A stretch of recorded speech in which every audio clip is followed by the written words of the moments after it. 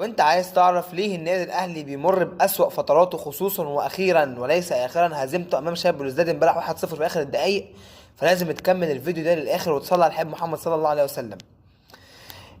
لو جيت ركزت كده معايا على الماتش اللي النادي الاهلي لعبه في الدوري، اللي استلم فيه درع الدوري، اللي علق عليه خليل بلوشي الماتش ده، الاهلي كسب الماتش ده واستلم درع الدوري المصري الممتاز. بعدها مباشره كان هيسافر عشان خاطر يروح يلاعب نادي الزمالك في السعوديه كأس السوبر الافريقي، ودي كانت بدايه طبعا الفوز الزمالك بهذه البطوله.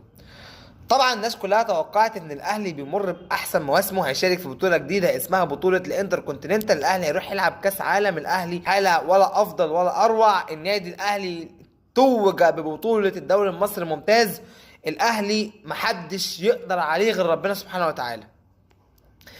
وطبعا لعيبه النادي الاهلي خدت مقلب كبير جدا جدا في نفسها، واحتفلوا على انهم كسبوا فعلا بطوله السوبر الافريقي، الا انهم هم رايحين يمسكوا الكاس ويحتفلوا بيه ويرجعوا مصر تاني. وده اللي الاعلام ظهروا لكل الناس، ومش الاعلام بس، ده التمارين داخل تمرينات لاعبي النادي الاهلي داخل النادي الاهلي قبل السفر كانت بتدل لكده. وحتى اسالوا امام عاشور اللي كان بيجهز للاحتفال امام الكاس، ايوه اللي عبد الله السعيد هو اللي احتفل بيه مكانه. جه الاهلي لاعب نادي الزمالك، احتسبت له ضربه جزاء، سجل الهدف الاول، الجماهير كانت واثقه جدا ان الاهلي خلاص كسب الماتش، فيجي الزمالك ناصر منسي يسجل هدف التعادل، وهوبا الزمالك يكسب بركلات الجزاء. فيجي النادي الاهلي يلعب مع نادي الزمالك تاني كأس السوبر المصري، فيجي الاهلي والزمالك يوصلوا لضربات الجزاء والاهلي يكسب الزمالك بركلات الجزاء وتوج الاهلي بالسوبر المصري. ونرجع بقى نقول ان الاهلي خلاص يعني بدأ يرجع. طبعا الجماهير بدأت تهيج وتميج وتتريق على شيكابالا بسبب ركلة الجزاء الضائعة ليه، وانه رايح كذا ورايح كذا وتنمرات كتيرة جدا، ورجع الاهلي يحتفل تاني ويحلة الغرور مرة اخرى عشان يلعب بطولة الانتر كونتيننتال ويبدأ معاها بطولة الدوري المصري الممتاز، يكسب العين الاماراتي 3-0. وعايز اقول لكم يا جماعة بجد ان العين الاماراتي ده لو جبت اي فرقة من مصر فعلا بتلعب من التسعة الاوائل في الدوري السنة دي، هو افضل واقوى من العين الاماراتي. قال لك بس خلاص احنا ابطال تلتين العالم، الاهلي لو لعب هيلعب بقى مع الفرقة اللي هيلعبها دي وهيكسبها وهيوصل النهائي، والاهلي ممكن يفوز ببطولة الانتر كونتيننتال. يا جماعة الغرور هو اللي وصل النادي الاهلي لهذه المرحلة، الغرور هو اللي وصل لاعبي النادي الاهلي لهذه المرحلة. الاهلي في الدوري المصري الممتاز تتخيل انه يلعب 6 ماتشات في الدوري، يكسب 3 ماتشات ويتعادل 3 ماتشات. الاهلي يلعب 4 مجموعات دوري ابطال افريقيا، يكسب منهم 2 ويتعادل مباراة ويخسر مباراة في اخر الدقايق اللي هي دقايق النادي الاهلي. الاهلي يخسر السوبر الافريقي من الزمالك. الاهلي بيمر بأسوأ حالاته الفترة الاخيرة، لان اللعيبة دي انغرت. ودلوقتي بدأت تسمع على النادي الاهلي ان اكرم توفيق بيشترط على النادي الاهلي ان ياخد المبلغ الفلاني، ان مش عارف بيحصل ايه في الاهلي. بدأ يحصل من النادي الاهلي اللي احنا كلنا مش تعودنا عليه، مش كنا متعودنا عليه ان اللي يحصل في الزمالك والانديه الاخرى، لا ده بقى بيحصل في الاهلي، ان اللعيبه بتشترط على النادي الاهلي انهم يوقعوا بالسعر الفلاني، وده بيبص لده وده بيبص لده. وان احنا تعودنا ان النادي الاهلي ما عندوش السيستم ده، الاهلي عنده سيستم محدش يقدر يعترض عليه. ودايما الاهلي هو اللي بيتشرط على اللعيبه، مش اللعيبه هي اللي بتتشرط على النادي الاهلي. فيشاء السميع العليم انه يطلع على السوشيال ميديا ومن المواقع اللي هي المفروض تشجع النادي الاهلي وبتدعم دايما النادي الاهلي تقول لك ان اكرم توفيق بيشترط على النادي الاهلي انه ياخد المبلغ الفلاني، وان اكرم توفيق جاله عرض بره وهو اللي بيتشرط على الاهلي ومش عجبهم هو هيسيب الاهلي وهيروح يمضي في النادي القطري. حاجات احنا مش متعودين ان احنا نسمعها. بنسمع ان امام عاشور عامل مشاكل كتيره جدا، بنسمع ان مدير الكره النادي الاهلي محمد رمضان مع كل احترام وكل تقدير ليه، الراجل ده يعني عايز اقول لكم ان هو للاسف حصل بعد وجوده يعني بعد ما الراجل ده مسك منصب مدير الكره اصبح فيه كمية خزعبليات وكمية مشاكل في الاهلي لا تعد ولا تحصى. الراجل ده منجحش. فين سيد عبد الحفيظ؟ كنت تسمع الراجل كمدير الكوره في النادي الاهلي ما تسمعش كلمه.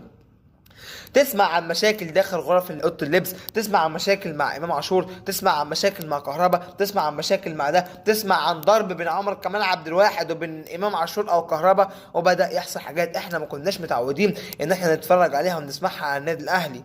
ما يبقى مشاكلك ان انت كلاعب كوره، ومشاكلك انك انت المشاكل اللي حصلت في النادي الاهلي اذا كانت اداريا او اذا كانت فنيا في الكوره، كل دي بتصب نحو غرور لاعبي النادي الاهلي، غرور مدير فني النادي الاهلي مارسيل كولر، اللي هو امبارح قبل ماتش شباب بلوزداد طلع قال لك احنا بنعمل على الاقل ان احنا ناخد نقطه. انت فرقه كسبانها 6-1 على ملعبك، مش عارف تعمل معاها حاجه وتدخل فيك هدف في اخر دقيقه. لازم رئيس مجلس إدارة النادي الأهلي الكابتن محمود الخطيب لابد إنه يتدخل، ولازم الأهلي يبدأ إن هو يغير الطقم اللي عنده ده كله.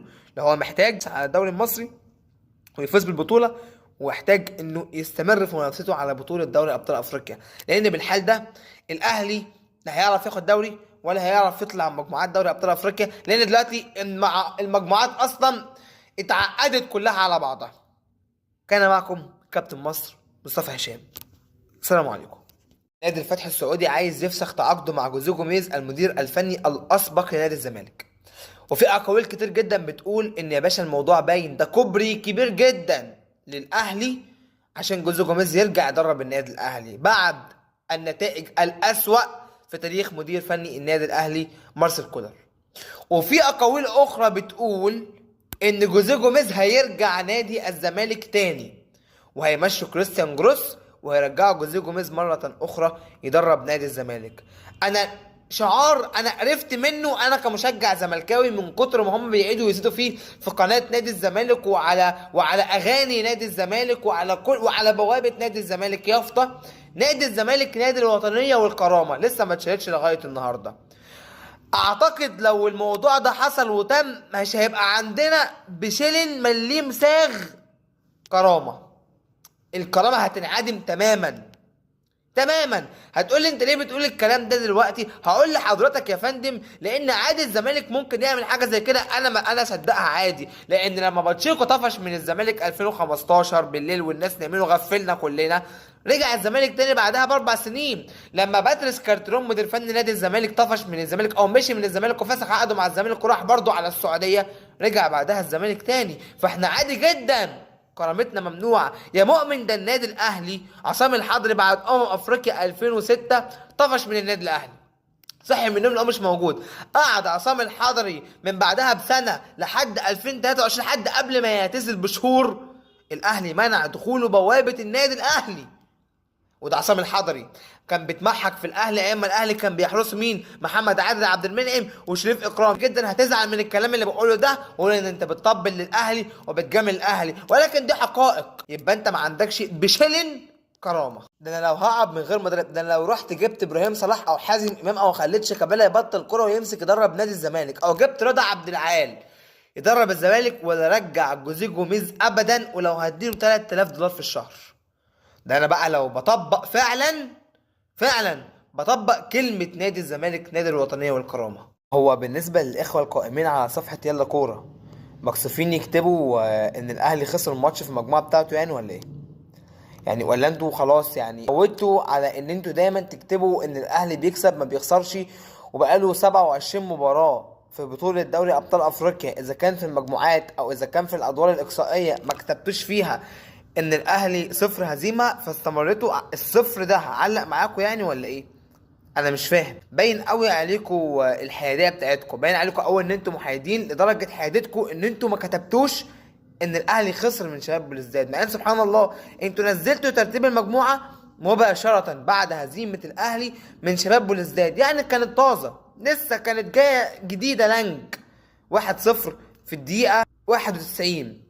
وتقريبا كده يا جماعه في مشكله في الاعدادات في كل مكان. احنا دايما متعودين ان ذا ماستر اوف سسبنس هو النادي الاهلي، وان النادي الاهلي الاوقات دي اوقات الاهلي. والله الكابتن ايمن الكاشف عودنا على الكلام ده، او ان هو حسسنا او المعلقين المصريين حسسونا ان مفيش ذا ماستر اوف سسبنس هو النادي الاهلي، وما ينفعش الاهلي يدخل في اهداف وقاتل واحداث المباراه. الاهلي هو اللي بيجيب الاهداف في الدقائق دي. محمد الشناوي كابتن النادي الاهلي وحامي عرين النادي الاهلي، يخطئ خطأ فادح بعد، يعني هو انا عايز اسال سؤال واحد بس، هو ليه محمد الشناوي، هل الجلافز بتاعك في صابون اتظف بزفرة الكوره اعتقد لو انا كنت واقف جول كنت مسكتها وحضنتها يعني. ولكن الشناوي يصد الكرة، ترتد الكرة للاعب نادي شباب بولوزداد ليحرز هدفه الأول في مرمى النادي الأهلي في الدقيقة 91، عشان بعد ما يسجل في النادي الأهلي الهدف الأول يفكر مارسيل كولر في الدقيقة 94 والحكم حاسب 6 دقايق، خلي بالك، بيفكر إن هو التغييرات بتاعته وينزل اللعيبة اللي المفروض كانوا ينزلوا أصلا مع الشوط التاني. طبعا يستحق شباب بولوزداد الفوز.